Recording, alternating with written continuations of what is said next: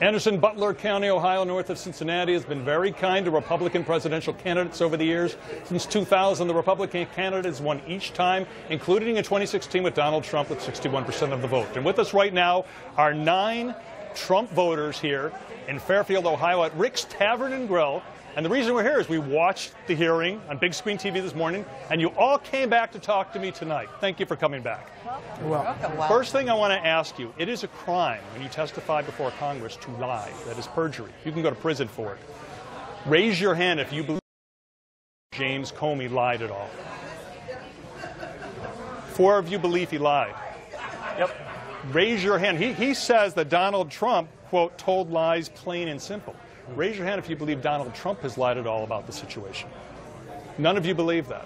For those of you who did not raise your hands, if neither person lied, how could that be possible? They tell different things. Who didn't raise their hand? Why do you think if nobody lied, how could that have happened? Well, first of all, things can be distorted and appear like lies. And I think maybe the media might have distorted some things, and the media. Now we're not getting both sides. Now, you raised your hand. Do you think Mr. Comey should go to jail? I think that my impression of Comey at the beginning of this was that he was kind of a L.A. Ness kind of guy, the way he went out there, Martha Stewart.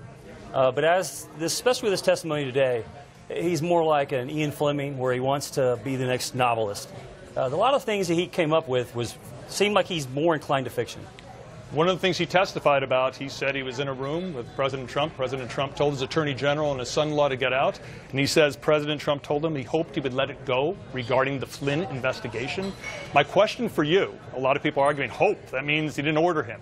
But if your superior, your boss, or when you're little, if your parent says they hope you do something, isn't that an imperative that you do it? Or is that not necessarily an imperative? He's been manipulated by the Clintons, too, when Lynch told him to overlook the meeting with... Right, let me just tell you, though, Hillary Clinton right now is not president. I'm talking about this situation. Right. So when he is told Comey... what he says. So you don't think that Comey's telling the truth about that? Right. What do you think? I think Mr. Comey should have said something at that time. Should have said something to who? To Mr. Trump? Mr. Trump. What should he have said to Mr. Trump? That I cannot do that. I have to go on with investigations, etc. And Mr. Be honest. And we have to do it. And he did not do it. I was never asked why I didn't think he was being truthful, but I believe he didn't adequately explain why he couldn't just tell Trump that this is inappropriate, or tell the chief of staff or DOJ to tell Trump. He continued on with that, and he couldn't adequately explain that. It's like, I feel the whole thing was wrapped around this. Mr. Comey says he believes he was fired because of the Russia investigation. Interestingly, Donald Trump has said, I fired him because of Russia. Is there a problem with that? No.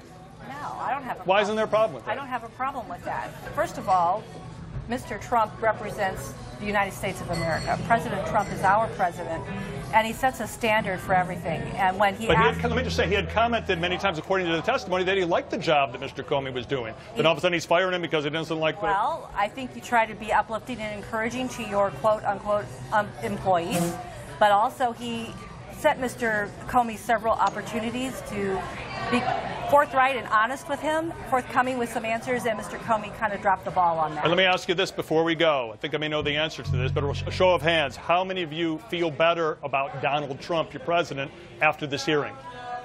How many of you feel worse about Donald Trump?